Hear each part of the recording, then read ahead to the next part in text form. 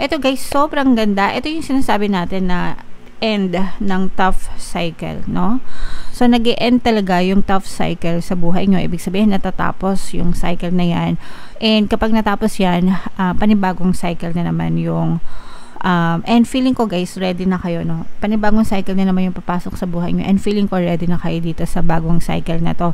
Parang libro lang guys, diba? Pag nagbabasa kayo ng libro, tapos na yung chapter 1, chapter 2 naman. O kaya kung nanonood kayo ng mga drama, ng mga series, diba? Pag ito sa episode 1, episode 2 naman. So parang ganun yung nangyayari sa inyo.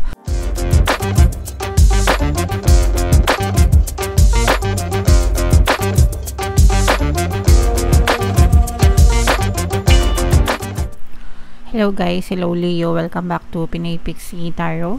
Ang pamagat ng episode natin for tonight is Full Moon Kapalaran para ngayong August to September para sa Leo, Sun, Moon, Rising, Sign, and Venus.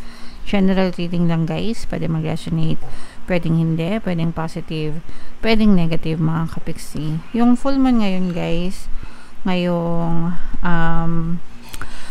August ay sa August 19, tapos yung next na full moon naman ay sa September 17, and ang pamagat ng full moon natin ngayon ay Sturgeon Moon. So ang reading na to ay para sa period na yan. And ito yung first message sa inyo guys, ito yung moon message, no? The end of a tough cycle approaches. So ang ganda nito guys kasi ibig sabihin no, yung mga tough cycle nyo, yung mga kung yung chapter ng buhay nyo ngayon is naghihirap kayo or may mga problema kayo or nahihirapan kayo in general, life in general mga kapiksi, ibig sabihin papatapos na yung mga paghihirap nyo, makakaraos na kayo, patapos na yung bagyo, kumbaga pwedeng nararamdaman nyo pa yung buntot ng bagyo, no? Kasi diba pag literal na nagkakaroon ng bagyo, kahit umalis na yung bagyo, meron pang buntot, so medyo may ulan-ulan pa, so parang ganun yung nararanasan nyo sa buhay nyo ngayon, na parang medyo hindi pa kayo agad-agad nakaka-recover, hindi pa kayo nakakahinga ng maluwag agad-agad, pero nababawasan na yung mga tinig sa dibdib nyo, nababawasan na yung mga alalahanin nyo, ganyan, mas nagiging kampante na kayo, mas nagiging kalmante na kayo mga kapiksi, okay? So maganda to guys kasi matatapos din yan, no? So ipagdasal nyo lang and just continue on working, diba? And sabayan ng positibong mental diet mga kapiksi. Release control and trust the universe, no? So attune to the moon guys. Release control and trust the universe. So wag natin kontrolin yung buhay natin, hindi talaga natin yan makokontrol guys. Ang makokontrol lang natin is yung mga assumptions natin, yung mga paniniwala natin dun sa mga nangyayari sa buhay natin. And let the universe, no? Do their magic for you mga kapiksi. Magtiwala lang tayo. Kaya nga tayo nagdadasal, di ba? Para matulungan tayo. Pag nagdadasal tayo guys, kailangan nagtitiwala tayo ng lubos. Okay? Huwag tayong magduda, huwag tayong ma-stress, mag-worry. Kasi pag na-stress kayo and nag-worry kayo, parang sinasabi nyo na rin na you don't believe, no, sa mga prayers nyo.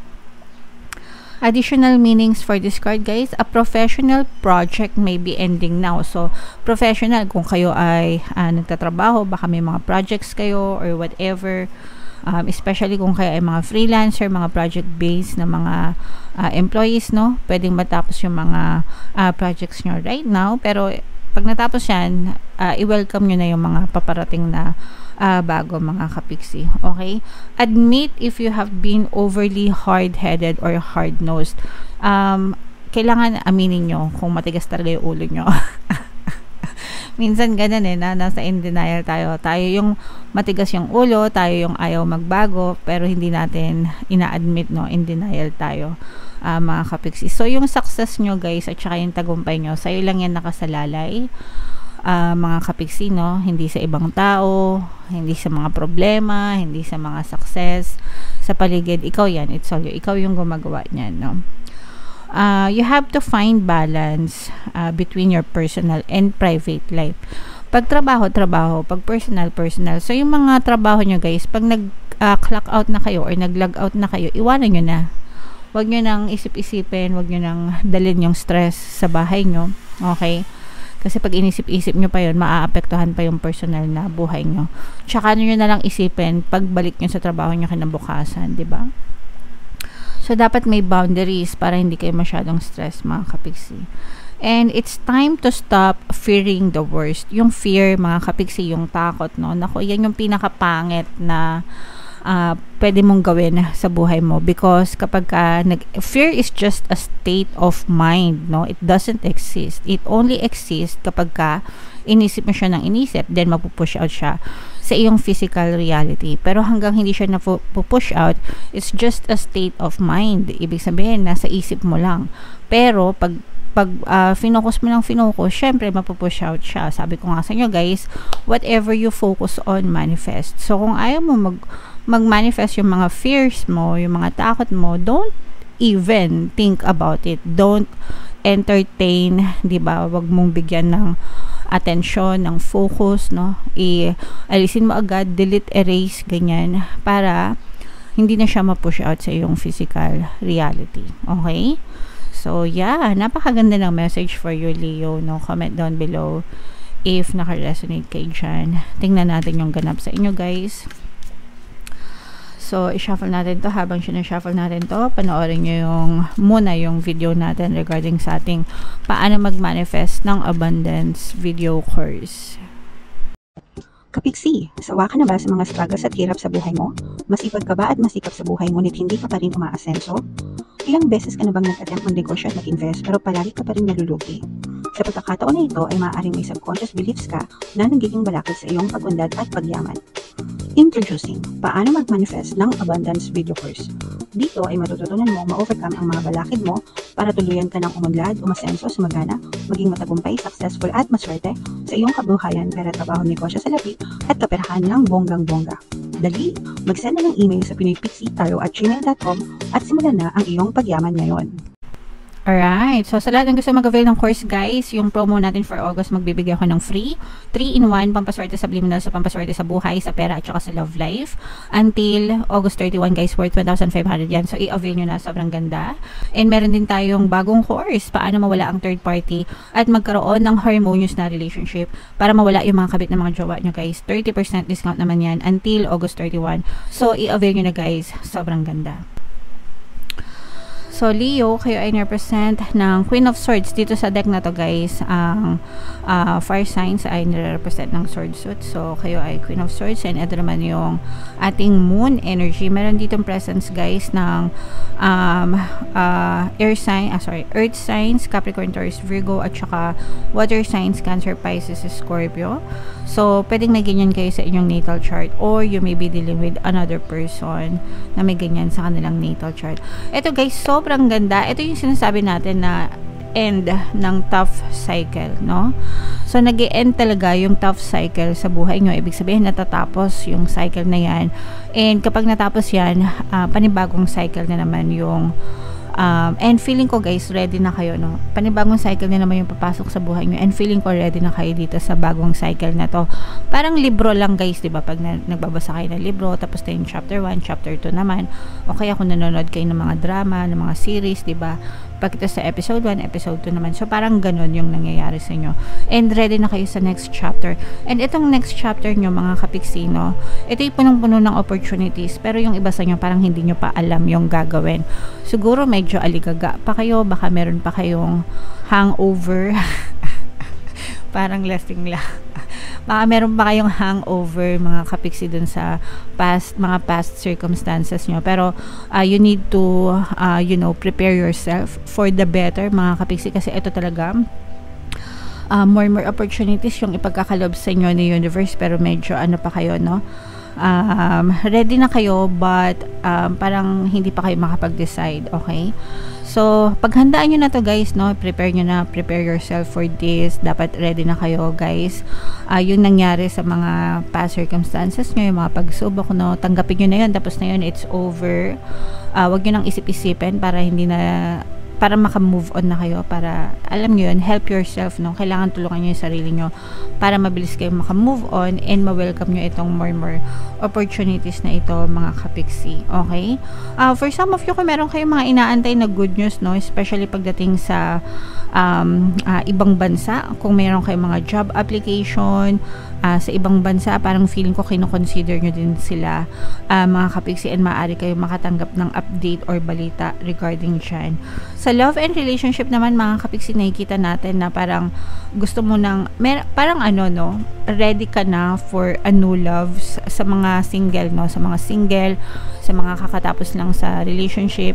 Parang feeling ko, fino-focus mo yung energy mo sa sarili mo, pero ready ka na parang nire-ready mo na yung pag-welcome sa next relationship mo. Pero parang at the same time, mas gusto mo, habang wala pa, no, parang mas gusto mo munang i-focus yung attention mo sa sarili mo. And tama naman yan, guys. Actually, kahit in a relationship ka pa, no, dapat you always take care of yourself, mga kapiksi. Alright? So, what else? Ito, guys, yan yung sinasabi ko sa inyo, mga bagong opportunities, no, na pumapasok sa inyo, guys. Pwedeng negosyo ito or investment, and makakatulong ito sa inyo, guys, para makarecover kayo, makabawi kayo. Medyo lang kayo, guys, parang medyo mag-ingat-ingat, no, sa pagdedesisyon, dahil alam niyo naman, opportunity, so minsan nai-scam din. Okay, ayan, no, this is abundance of money, mga kapiksi.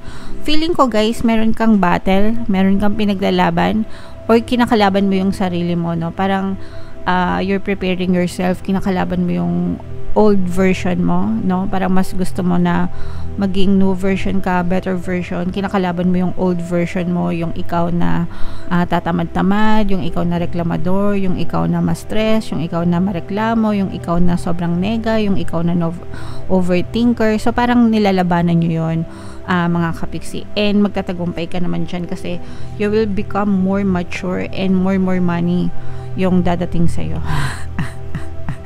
So, i-mind-mind nyo na to, guys. Ang maganda dito, guys, kasi parang sabi ko nga, no, marami kayong opportunities kasi natatapos na nga yung mga tough cycle nyo, no? Itong mga pahirap sa inyo, guys. Natatapos yan. And, dadating yung mga opportunities na to. Itong mga bagong opportunities na to, guys, may mga dalang kashing-kashing yan, no? Or parang ang focus mo talaga is more on kashing-kashing, laganap ng kabuhayan mo, pag-unlad, pag-asenso, and hindi ka naman mabibigo dyan. So, eto, guys, no, hindi to basta-basta na lang tinatapon mula sa langit. Pinagtatrabahuhan ito, no? So, make sure na nagdadasal kayo, make sure, kasi energy ito, guys, no? Kailangan align kayo dun sa energy para ma-push out siya sa inyong physical reality. So, ito, dapat, ang susi nito is, una, magdasal kayo. Syempre, kailangan nagdadasal. Pangalawa, yung hard work, no? Yung inyong kilos, inyong physical reality. And yung pangatlo is yung positibong mental diet. Yung number 3, yung pinaka-importante sa lahat, mga kapiksi, kasi kahit na magdasal kayo and masipag kayo, pero ang mindset nyo naman is ubod ng nega, wala kayong makikitang resulta. Kasi kung ano yung mindset nyo, kung ano yung belief system nyo, yung mga perception nyo, yun yung napupush out sa inyong physical reality. Okay? So, make sure na kapag nood kayo ng ganitong reading, no, mag-affirm kayo, mag-positive mental diet kayo. Ay, sabi ni Kapiksi, may blessings daw. Blessings come to me, money come to me. Ano ba yung palagi ko sinasabi? Palagi ako may pera, palagi ako nagkakapera, gagaan buhay ko, giginhawa ko. Dapat ganun kayo on a daily basis, mga kapiksi, para ma-reprogram nyo yung inyong subconscious mind and ma-push out sa physical reality nyo itong mga kashing-kashing na ito. Okay? Alright. So, ito, guys, sobrang ganda, no? I-mind nyo na yan. Mind, second chances, new beginning, new chapters, new opportunities, mind, kashing-kashing. Ito, abundance of money ito, guys. So, ang kining nyo lahat sa inyo yan, Leo. Alright? So, comment down below guys if feeling nyo naka-resonate kayo dyan. And wag nyo kalimutang pakinggan yung ating mga pampaswerte subliminals guys. Lalo na yung pantaboy malas pang akit ng swerte. Super effective. Ito yung playlist mga kapiksi, pakinggan nyo para makatulong sa inyo. And ito naman yung ating success stories ng paano mag-manifest ng abundance video course. Click here to subscribe guys and click here to join our membership program. Thank you for liking, sharing, and subscribing, and see you again next time. I love you all guys. Have a nice day. Bye-bye.